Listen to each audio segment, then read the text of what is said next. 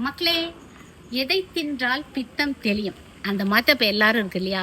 என்னென்னவெல்லாம் பண்ணுனா நம்மளுக்கு முடி வளரும் அப்படின்ட்டு உடம்புல இருக்கிற பித்தம் குறைஞ்சா மட்டுமே முடி வளர்ச்சியில் ஒரு நல்ல ரிசல்ட் பார்க்க முடியும். சரிங்களா? அதை பித்தம் குறைக்கிறதுக்கு தான் இந்த மோர், மஞ்சள் கரிசலாங்கண்ணி மோர்.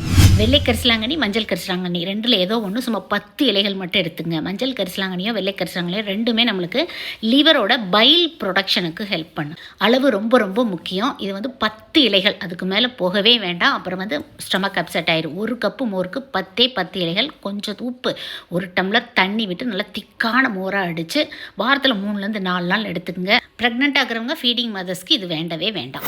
அபவ் 15 இயர்ஸ்க்கு மேலே இது யார் வேணால் எடுத்துக்கலாம். சும்மா ஜில்லுன்னு இருக்குங்க வயிற்றுக்குள்ளே.